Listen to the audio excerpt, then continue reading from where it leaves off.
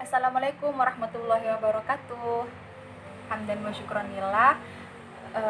Yang terhormat Profesor Maragustam selaku dosen kami pada mata kuliah Filsafat Pendidikan Islam yang telah memberikan banyak ilmunya kepada kami. Semoga beliau dan keluarga selalu sehat dan dalam lindungan Allah Subhanahu wa taala. Kemudian, hai teman-teman, lama banget udah nggak ketemu ya. Semoga kalian dan keluarga juga selalu sehat dan dalam lindungan Allah Subhanahu wa taala. Oke, langsung saja. Pada kesempatan kali ini kita akan ngebahas sedikit tentang hereditas, lingkungan, kebebasan, dan hidayah Tuhan. Jadi adapun buku yang jadi sumber utama ada 2 buku. Yang pertama tidak lain bukunya guru kita Prof. Maragustam Siregar yang judulnya Filsafat Pendidikan Islam Menuju Pembentukan Karakter. Kemudian buku kedua ada bukunya Nur Rahma yang judulnya Psikologi Pendidikan. Oke, jadi langsung saja kita ngebahas masalah yang pertama, yaitu masalah hereditas. Jadi untuk teman-teman yang belum tahu atau belum pernah dengar hereditas pasti bertanya-tanya, sebenarnya hereditas itu apa sih? Jadi hereditas ini merupakan suatu kecenderungan alami cabang-cabang untuk meniru sumber aslinya dalam komposisi fisik dan psikologi. Nah, alih hereditas lainnya menggambarkan sebagai penyalinan cabang-cabang dari sumbernya. Nah, sumber aslinya ini itu yang dimaksud adalah kedua orang tuanya. Jadi, kalau disimpulin nih, hereditas itu merupakan pewarisan atau pemindahan biologis karakteristik individu dari pihak orang tuanya. Nah, pewarisan ini bisa terjadi melalui proses genetis, melalui sel kelamin. Nah, hereditas juga bisa dikelompokkan menjadi 4 bagian. Yang pertama, ada hereditas konformatis. Nah, hereditas konformatis ini merupakan suatu jenis golongan atau spesies yang nantinya akan menghasilkan jenisnya sendiri, bukan jenis yang lain. Sebagai contoh, misalnya nih, manusia yang sudah menikah tentu nanti akan melahirkan anak yang jenisnya juga manusia. Kemudian yang kedua ada hereditas partiality. Nah, hereditas partiality ini bisa juga disebut dengan pernikahan, yaitu anak yang lahir akan mewarisi salah satu dari sumber aslinya atau kedua orang tua mereka, baik itu secara keseluruhan ataupun sebagian besar sifat-sifat dari salah satu sumber aslinya. Jadi anak mereka besar kemungkinan akan mewarisi keseluruhan sifat mereka atau sebagian dari sifat mereka. Kemudian yang ketiga ada hereditas penyatuan. Nah, hereditas penyatuan itu yakni sifat anak tidak menyalin cabang-cabang dari sumber aslinya. Dalam artian anak tidak mewarisi sifat fisik yang sama dengan orang tua mereka, yang kemungkinan si anak ini mewarisi sifat-sifat dari kakek atau nenek, dari ibu atau bapak mereka. Kemudian yang keempat itu ada hereditas penggabungan. Nah, hereditas penggabungan ini maksudnya anak menyalin salah satu sifat tertentu dari sumber aslinya serta menyalin dari sumber lainnya. Sumber aslinya yaitu orang tua mereka, sumber lainnya mungkin bisa dari kakek atau nenek mereka. Nah, pasti kalian bertanya-tanya, sejauh apa aja sih yang bisa berpengaruh dari hereditas ini? Apa saja pembawaan seseorang yang terpengaruh besar oleh hereditas ini? Jadi di sini tuh ada kurang lebih ada 6 yang pembawaan seseorang yang dalam pertumbuhannya itu ditentukan oleh hereditasnya. Jadi yang pertama ada konstitusi tubuh. Nah, yang di dalamnya itu termaksud kayak motoriknya si anak, terus seperti sikap badannya, sikap berjalan dia, air mimik mukanya, terus gerakan bicaranya dia. Kemudian yang kedua ada cara bekerja alat indera. Nah, jadi di sini tuh kayak kadang ada anak yang lebih menyukai beberapa jenis perangsangan tertentu yang mirip dengan orang tua mereka. Kemudian yang ketiga ada cara berlangsungnya emosi yang khas. Nah, seperti contohnya kayak cepat lambat bereaksinya si anak terhadap sesuatu. Kemudian keras atau tenangnya si anak, terus cara timbulnya perasaan atau pikiran dalam artian temperamen si anak ini. Kemudian yang keempat ada tempo dan ritme perkembangan si anak. Kemudian yang kelima ada tipe-tipe perhatian intelijensi quotient atau EQ-nya si anak. Kemudian yang keenam ada sifat-sifat ingatan dan kesanggupan belajarnya. Nah,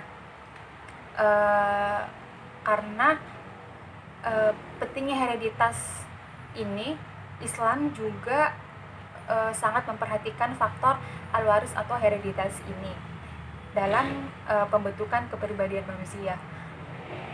Bisa dilihat dari adanya kayak kalau misalnya orang mau nikah tuh harus melihat beberapa aspek yang kayak sabdanya Rasul, yang misalnya kayak harta, nasab, rupa atau agamanya. Terus juga selain itu ternyata kayak sebelum menikah itu ternyata penting untuk mengecek dulu ke rumah sakit, karena ternyata ada kromosom tertentu yang jika bertemu itu nanti si anak hasilnya akan hereditasnya nggak baik, maksudnya dia akan punya penyakit bawaan misalnya. Maka dari itu hal ini sangat penting untuk diperhatikan. Kemudian kita lanjut ke lingkungan. Nah,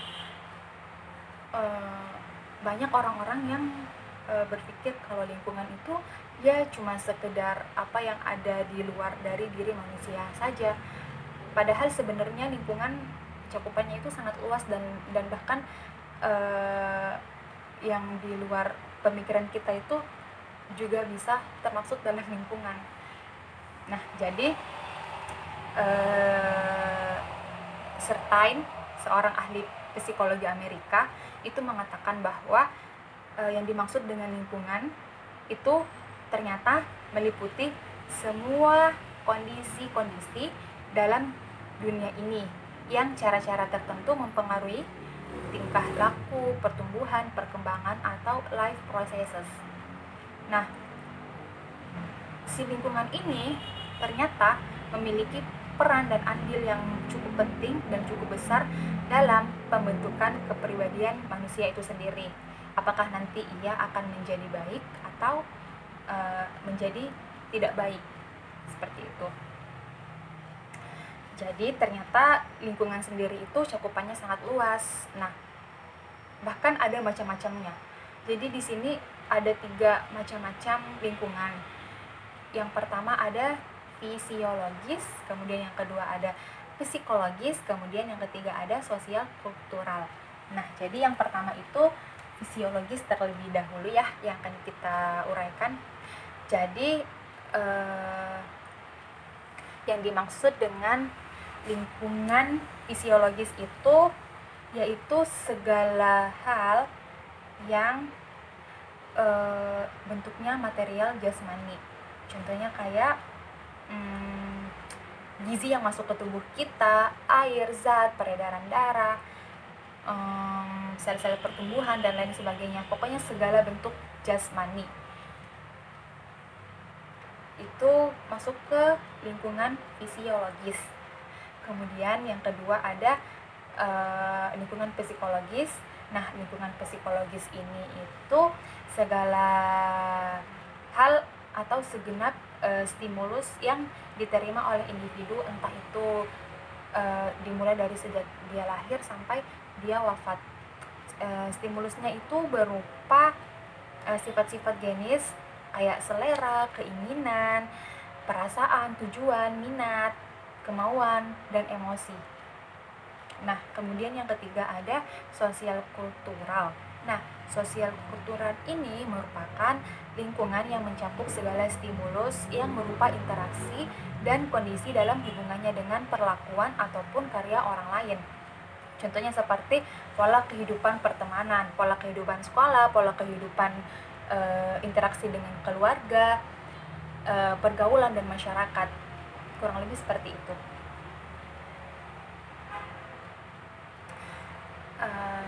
Nah, kemudian kita masuk ke kebebasan manusia dan hidayah Allah Subhanahu wa taala. Nah, jadi kebebasan menurut KBBI itu berarti lepas tanpa halangan, tidak terganggu, dapat bergerak dan leluasa dalam berbuat. Nah, jadi kebebasan itu merupakan kemampuan manusia untuk menentukan keputusan atau tindakannya sendiri secara sadar dan bertanggung jawab. Nah, kemudian sedikit tentang hidayah. Jadi hidayah menurut Ibnu Jarir itu merupakan suatu isyarat yang dihujamkan ke dalam yang dihujamkan atau dipancarkan Allah kepada seseorang agar perilakunya sesuai dengan jalan yang lurus dan diridhoi oleh Tuhan. Nah, kemudian kita lanjut ke teori-teori nih tentang hereditas dan lingkungan. Jadi ternyata ada beberapa teori yang menyangkut hal ini. Yang pertama itu ada nativisme. Nah, si teori nativisme ini para ahlinya itu berpendapat bahwa ternyata mereka berpendapat bahwa perkembangan individu ini tuh semata-mata ditentukan oleh faktor-faktor yang dibawa mereka sejak lahir, yaitu faktor hereditas. Nah, kemudian setelah itu ada aliran lagi namanya empirisme. Nah, empirisme ini berpendapat bahwa perkembangan setiap individu itu semata-mata hanya berasal dari lingkungan saja. Jadi faktor hereditas itu tidak berpengaruh sama sekali terhadap perkembangan individu. Jadi nativisme dan empirisme ini saling bertolak belakang. Kemudian yang ketiga ada teori konvergensi. Nah, orang-orang di konvergensi ini itu berpendapat bahwa perkembangan manusia itu berlangsung atas pengaruh faktor-faktor dari kemampuan dasar manusia, yaitu hereditas tadi, dan juga faktor-faktor dari lingkungan. Jadi konvergensi ini itu mengatakan bahwa ternyata kedua ini nih, si hereditas dan lingkungan ini itu mempunyai peran besar terhadap perkembangan manusia. Nah, sekarang kita ke pengaruh dan hubungannya si hereditas, lingkungan dan kebebasan manusia ini dalam pembentukan kepribadian individu. Nah, jadi hereditas ini memiliki komposisi yang sifatnya cukup penting. Ini terlihat dari bagaimana Islam memberikan contoh pentingnya untuk memilih pasangan hidup. Nah, karena hereditas itu ternyata berpengaruh dalam pembentukan kepribadian individu itu sendiri. Kemudian lingkungan nih. Nah, lingkungan juga memiliki peran yang sangat berpengaruh terhadap pembentukan jati diri manusia.